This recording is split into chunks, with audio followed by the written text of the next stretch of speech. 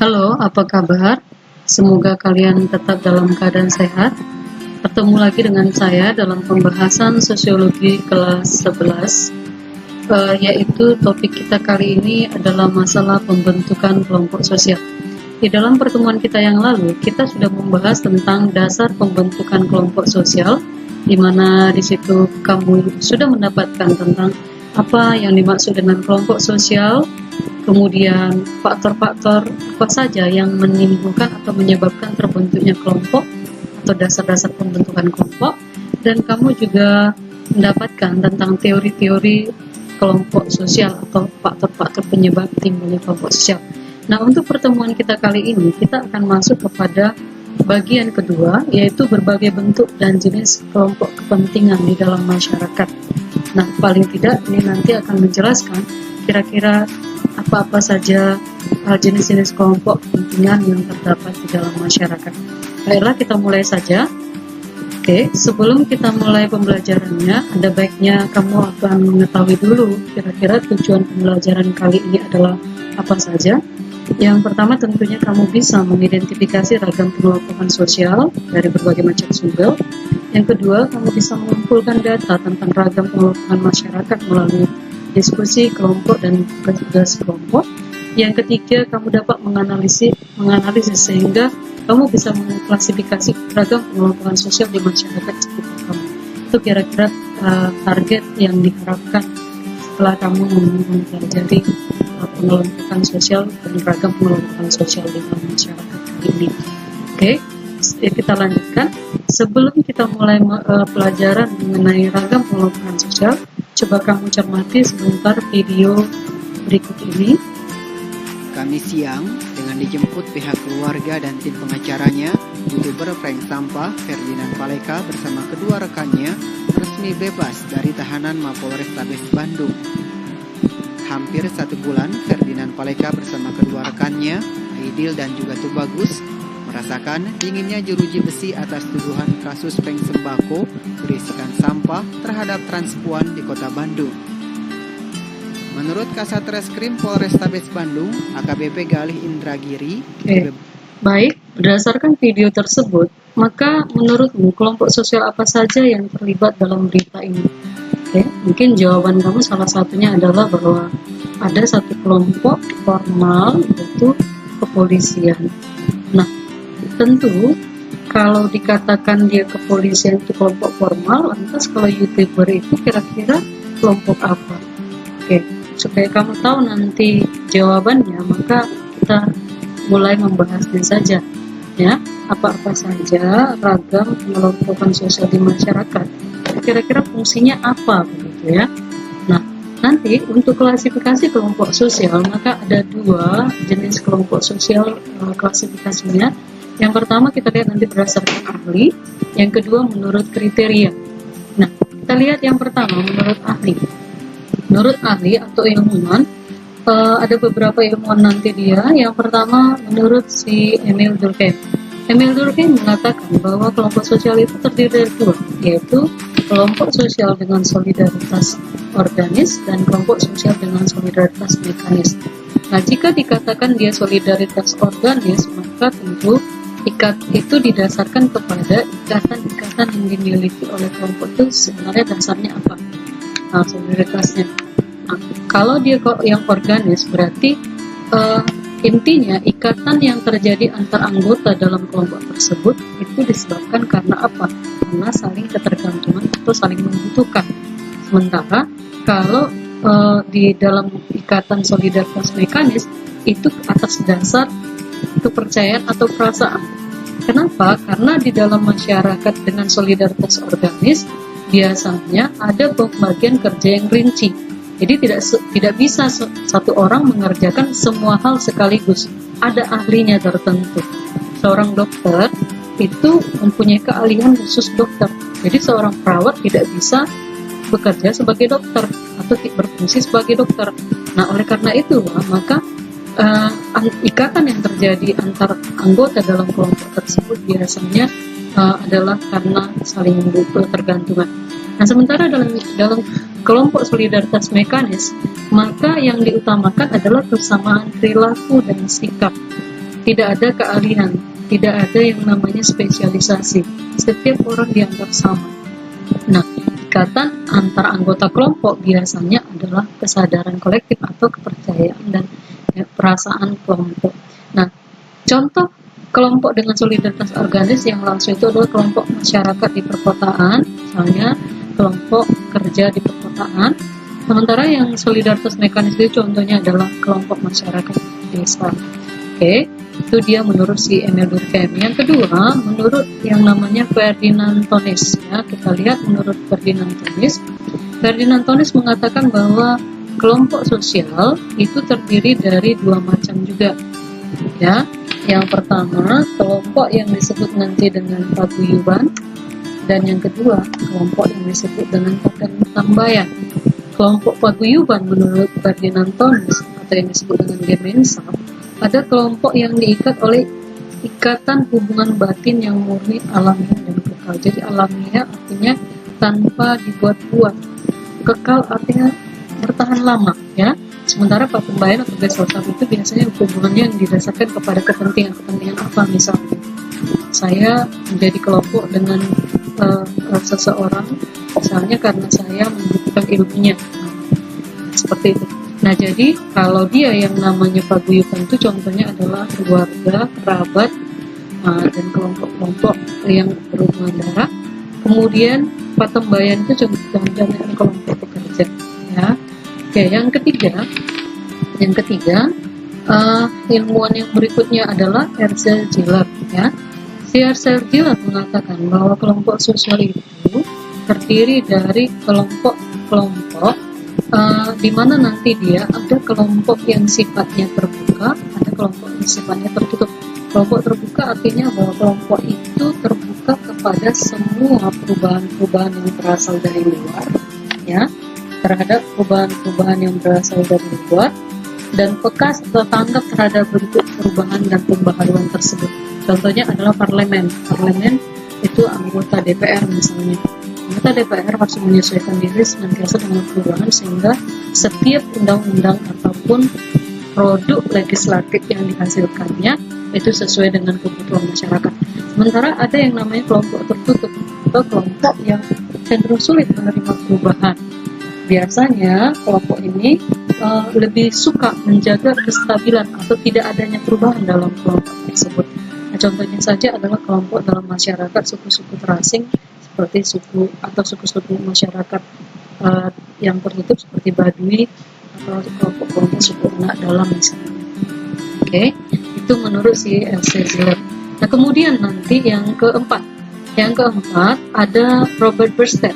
Nah, Robert Bierstedt mengatakan bahwa kelompok sosial itu dibagi atas beberapa bagian, yaitu kelompok yang pertama kelompok asosiasi, yang kedua kelompok sosial, yang ketiga kelompok kemasyarakatan, dan yang keempat kelompok statistik.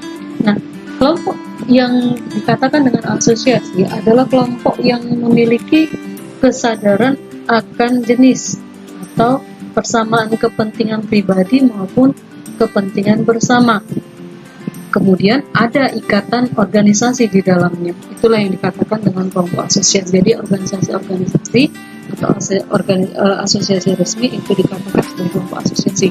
Yang kedua kelompok sosial. Kelompok sosial ini hanya adalah kelompok yang punya kesadaran jenis dan berhubungan satu sama lain, tetapi tidak terikat dalam organisasi. Misalnya kelompok pertemanan, kelompok kumpulan keluarga, jadi tidak ada yang namanya ikatan organisasinya. Nah, yang ketiga itu adalah kelompok kemasyarakatan. Nah, kelompok kemasyarakatan itu adalah kelompok di mana masing-masing anggota kelompoknya itu hanya memiliki kesadaran akan persamaan di antara mereka, dan di antara anggotanya tidak ada kontak dan komunikasi, dan juga tidak ada organisasi. Misalnya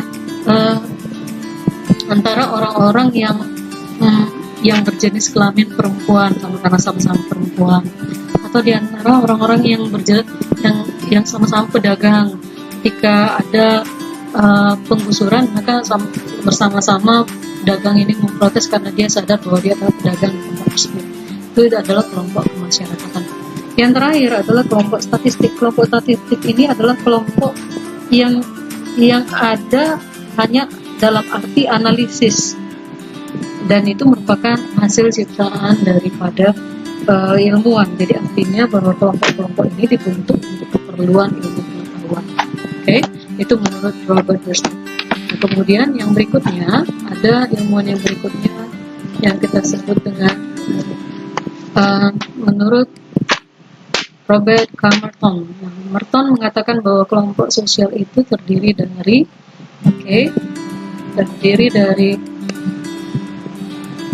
pertama, kelompok membership group, dan yang kedua reference group. Apa bedanya membership group dengan reference group? Kelompok membership group ini atau kelompok anggotaan itu suatu kelompok di mana seorang individu menjadi anggota atau menjadi bagian dari kelompok itu baik secara formal maupun secara tertulis. Nah, itu kalau yang membership group. Sementara kelompok acuan atau reference group, sebenarnya seseorang itu tidak menjadi bagian dari kelompok itu, tetapi dia menjadikan kelompok acuannya itu atau kelompok tertentu menjadi acuan dalam perilaku. Nah, kalau dia membership group itu sama seperti misalnya kamu adalah anggota daripada SMA Negeri 16 Medan, maka membership group kamu adalah SMA Negeri 16 Medan. Nah, sementara kalau reference group itu, kalau kamu pernah lihat misalnya Pak Ogah atau Supeltas atau sukarelawan penjaga lalu lintas atau pengatur lalu lintas, nah itu menggunakan acuannya adalah kepolisian. Jadi reference grupnya itu adalah kepolisian. Itu menurut Robert K. Merton, ya. Kemudian yang berikutnya adalah Ronald B. Adler. Nah, kalau si Ronald B. Adler mengatakan bahwa kelompok itu ada tiga, ya. Ada tiga. Yang pertama adalah kelompok belajar atau learning group. Yang kedua adalah kelompok pertumbuhan atau growth group. Yang ketiga kelompok pemecahan masalah. Nah, kelompok belajar ini intinya adalah kelompok yang ingin bertujuan meningkatkan pengetahuan atau kemampuan dari anggotanya. Ya. Kelompok diskusi termasuk pada kelompok belajar. Kelompok pertumbuhan itu adalah kelompok yang intinya adalah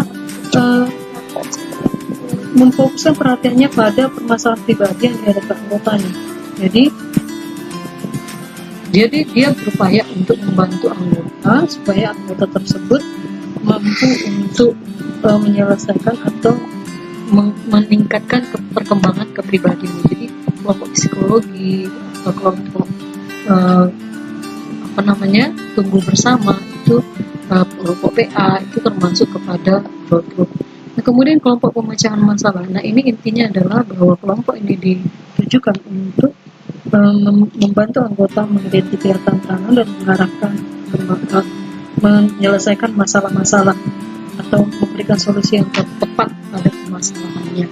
Sebagai contoh misalnya kelompok tani, ya, kelompok tani itu kalau petaninya ada masalah, nanti mereka akan bahas atau rembukan di sana sehingga ada penyelesaian terhadap masalah tersebut. Oke, itu menurut Ronald B. Adler. Kemudian yang berikutnya ada ilmuwan yang berikutnya yaitu Theodore Kapler, ya. Theodore Kapler mengatakan bahwa kelompok sosial itu ada 4 jenis. Yang pertama itu ada yang namanya kelompok besar, kecil, kemudian ada kelompok sedang atau medium, dan kelompok sangat besar, ya, kelompok sangat besar. Nah, untuk masing-masing ini itu tergantung kepada jumlahnya. Oke, coba kamu nanti cari kira-kira kalau disebut dengan kelompok kecil itu berapa jumlah anggotanya, kelompok medium berapa, besar berapa, sangat besar berapa. Yang terakhir adalah W.G. Sumner, ya, W.G. Sumner. Oke, menurut W.G. Sumner kelompok sosial itu dibagi atas 2, yaitu in-group dan out-group. Nah, kalau dia yang disebut dengan in-group, ya, in-group adalah kelompok yang mana merupakan bagian dari kelompok kita atau seringkali istilah yang digunakan adalah kelompok saya. Nah, kelompok saya, sementara outgroup itu disebut dengan kelompok mereka atau kelompok lain, ya. Jadi antara kelompok in-group dengan out-group ini semuanya nanti ingat bahwa inti dari kelompok in-group adalah bahwa sikap in-group terhadap out-group biasanya adalah sikap bertentangan, curiga, atau sikap memiliki in-group feeling terhadap kelompoknya dan memiliki sikap curiga terhadap kelompok out-groupnya.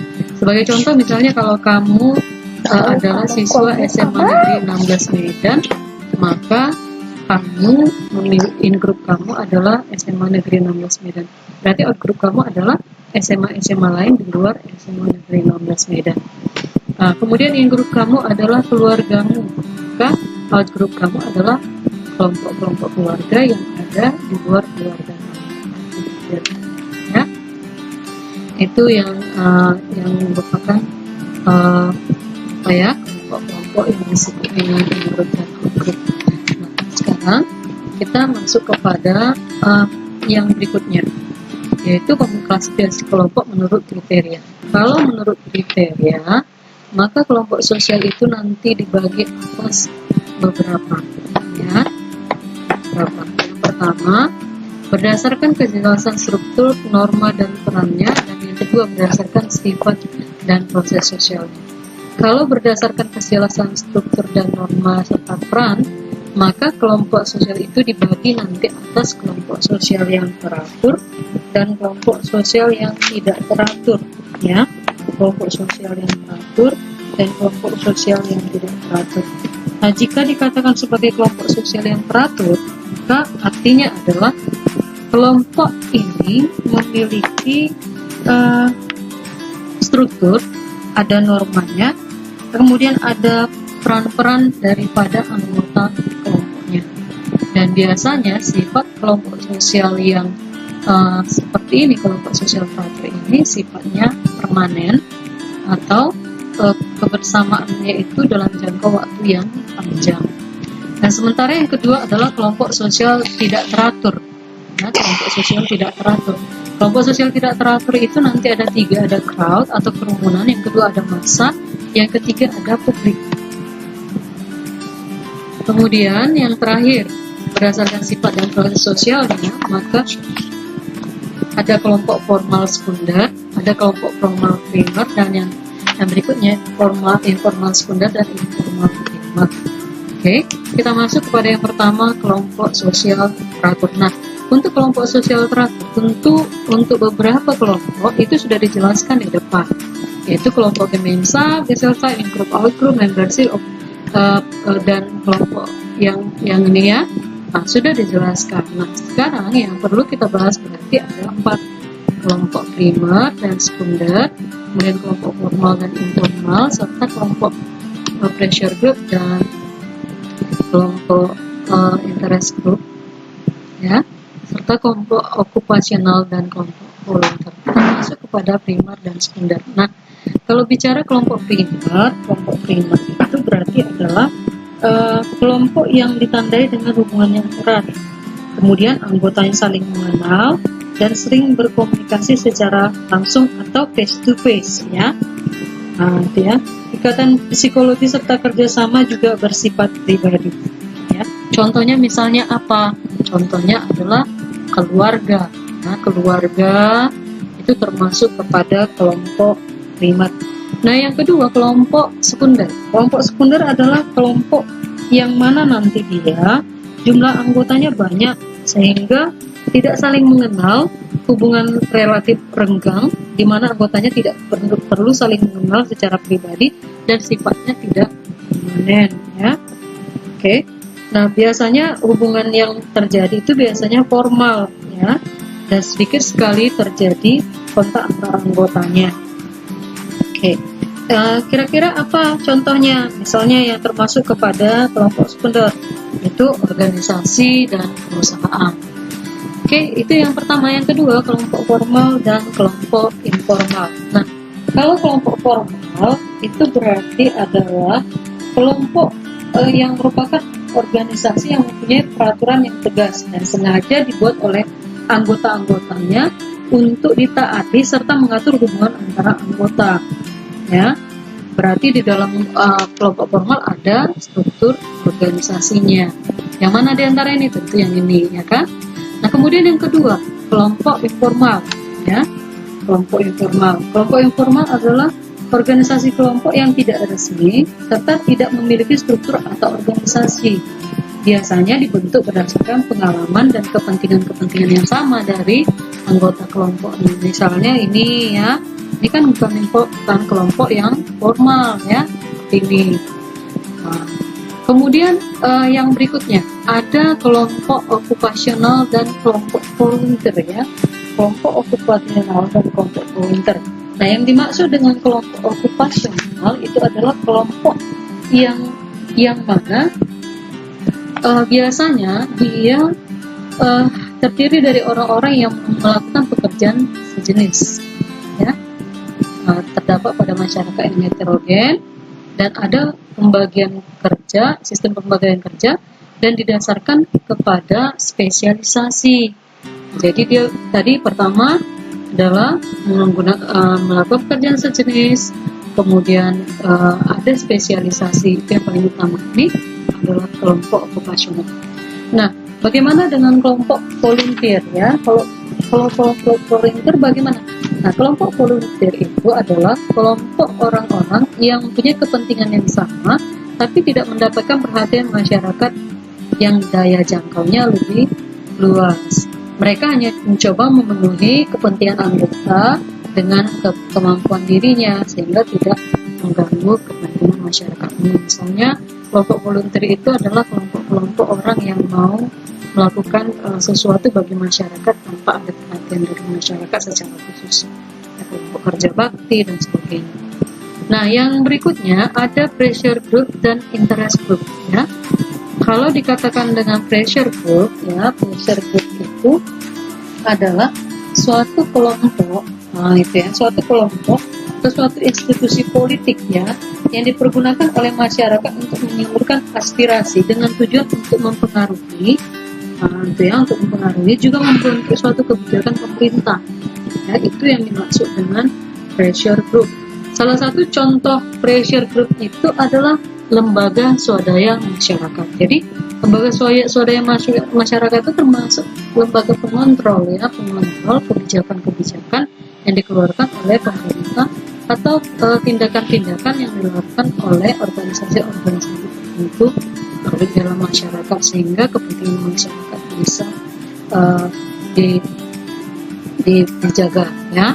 Itu yang dimaksud dengan pressure group. Sementara yang disebut dengan interest group atau kelompok penting adalah sekumpulan orang yang punya tujuan atau sikap kepercayaan yang sama untuk mengorganisasikan diri dalam melindungi serta memperjuangkan kepentingan atau tuntutan kelompok itu. Nah, kalau dia dikatakan interest group, kegiatannya biasanya berhubungan dengan hal yang lebih terbatas pada usaha-usaha yang intensitasnya atau sasarannya itu yang tidak berlebihan, hanya berkaitan dengan kepentingan-kepentingan yang mereka masing-masing ya. Oke, itu dia yang dikatakan dengan kelompok sosial teratur. Kita kembali. Nah, jadi kalau begitu bagaimana ya? Kalau begitu bagaimana dengan kelompok sosial yang tidak teratur, ya kan? Nah, kelompok sosial yang tidak teratur itu ada 3, itu ada kerumunan, ada massa, ada publik. Apa bedanya antara kerumunan, massa, dan publik ini? Coba, kira-kira apa bedanya? Kalau dikatakan kerumunan itu seperti apa? Kalau massa seperti apa? Publik seperti apa? Nah, jadi kalau kerumunan seperti pada gambar, kalau kita lihat pada gambar ya, ini adalah antrian orang yang mengambil tiket kereta. Kalau massa ini orang yang berdemo, publik ini adalah orang-orang yang mengemukakan pendapat, mana ada satu orang yang mendengarkan pendapat mereka. Nah, jadi berarti kalau kerumunan itu itu termasuk kelompok sosial kah atau bukan? Ya, dikatakan dia kelompok sosial, tetapi kelompok sosial yang tidak teratur atau kelompok semu. Nah, jadi kelompok sosial yang tidak teratur itu artinya kelompok yang anggota-anggotanya itu tidak permanen atau tidak kontinu. Nah, saat ini ada, nanti kemudian akan bubar, sama seperti antrian ini. Nah, ini nanti saat ini ada, tapi nanti berikutnya akan bubar karena mereka kepentingannya sudah selesai begitu. Ya. Nah, kalau massa bagaimana? Ya, kalau massa itu adalah kumpulan orang-orang yang tidak saling mengenal, jumlahnya banyak, anggotanya heterogen, biasanya berkumpul di suatu tempat dan tidak individualistis. Dan biasanya mereka itu kesadaran akan keanggotaan itu sangat rendah dan tidak terorganisasi. Dan selalu biasanya mereka tidak bertindak untuk dirinya sendiri, melainkan ada penggeraknya gitu ya, yang di belakangnya untuk mencoba memanipulasi atau untuk memprovokasi. Dan provokatornya itu sulit untuk diketahui ya. Oke. Nah, itu yang disebut dengan massa ya. Apa bedanya antara crowd dengan massa? Kalau crowd itu kan dia tidak berkumpulnya secara kebetulan gitu ya, berkumpulnya secara kebetulan. Sementara kalau massa itu biasanya akan berkumpul pada tempat itu oleh karena adanya stimulan tertentu yang diberikan sehingga massa ini bergerak gitu ya. Misalnya kalau kerumunan itu kan orang kalau datang ke stasiun kereta kan hanya karena kepentingannya membeli tiket atau mau berangkat ke suatu tempat. Nah, kalau massa itu misalnya ada stimulan yang diberikan, di sana ada orang yang mencopet, maka tiba-tiba nanti begitu banyak orang ini, mana-mana pencopetnya, lalu ditangkap, lalu dipukuli atau dibawa diiring-iring begitu. Nah, jadi itu kalau crowd itu terbentuk dengan kebetulan dan dasarnya adalah kepentingan sesaat ya. Nah, kalau massa itu adalah kelompok yang terbentuk karena adanya stimulan yang diberikan oleh seseorang atau sekelompok orang yang mungkin itu adalah orang-orang yang punya kepentingan atau keinginan tertentu untuk memanipulasi massa itu, atau memang keadaan yang sebenarnya. Oke. Nah, bagaimana dengan publik? Publik itu adalah kelompok orang yang bukan merupakan kesatuan. Interaksi yang ada antara mereka itu adalah interaksi secara tidak langsung, yaitu melalui alat-alat komunikasi seperti radio, desas-desus, melalui film, atau melalui media sosial ya. Oke ya. Jadi biasanya publik ini akan ada ya ketika ada tujuan yang lebih terarah, kemudian ada pandangan terhadap masalah tertentu, dan atau diminta untuk menentukan sikap terhadap masalah tertentu. Jadi jelas ya bedanya antara publik, massa dengan crowd atau kerumunan. Itu masalah jenisnya, maka kita bisa lihat jenis-jenis daripada crowd itu lain adalah kerumunan yang berartikulasi dengan struktur sosial, kerumunan yang bersifat sementara, dan kerumunan dengan hukum. Nah, kalau dia yang berartikulasi dengan struktur sosial adalah yang disebut dengan formal audience. Contohnya adalah orang-orang yang sedang mendengarkan pidato. Kemudian ada plain expressive group. Kemudian kerumunan yang bersifat sementara ada yang campaigning group aggregation. Nah, contohnya antrian yang menunggu tiket kereta tadi. Kemudian ada panic crowds, spectator crowds. Lalu kerumunan yang berdatangan dengan orang mampu ada acting mobs dan immoral crowds. Immoral crowds contohnya misalnya kelompok orang pemabuk ya. Itu nanti disebut sebagai sementara massa itu ada massa yang abstrak, ada yang massa yang konkret. Kemudian publik, ada non-publik, ada publik laten, ada publik luar, ada publik yang sadar akan situasi dan mau menyampaikan pendapatnya mengenai situasi tersebut, tapi tidak berkontribusi, ya. Nah, itu nanti contohnya seperti apa, misalnya orang yang ngasih pendapat di media sosial, ya, tapi tidak melakukan apapun selain itu, ya. Itu kira-kira. Nah, nanti kamu cari kira-kira, coba diskusikan kira-kira dengan kelompok apa perbedaan daripada masing-masing contoh ini, jenis ini, dan apa contoh-contohnya, supaya pengetahuan kamu semakin bertambah. Oke. Sebelum kita mengakhiri pertemuan kita kali ini, coba kamu perhatikan gambar berikut ini. Kira-kira gambar ini merupakan contoh jenis kelompok sosial apa? Ya. Oke, coba kita tebak. Apakah crowd? Oh, ternyata benar. Apakah dia adalah massa? Oh, salah. Ternyata ini bukan massa. Ini apa nih? Orang atau jemaat di masjid yang sedang mendengarkan mendengarkan pidato atau mendengarkan ceramah di masjid, ya. Kemudian yang ketiga, publik. Apakah dia publik? Oh, ternyata tidak, ya. Kelompok sosial yang teratur? Bukan. Berarti ini bukan kelompok sosial yang teratur, atau dengan kata lain ini adalah berarti kelompok sosial yang tidak teratur, ya. Kemudian yang berikutnya, formal audience, ya benar. Kemudian yang terakhir, apakah inconvenient aggregation? Nah, ternyata tidak. Jadi untuk yang namanya ini orang-orang yang mendengarkan ceramah di masjid, berarti ada 3 jawabannya.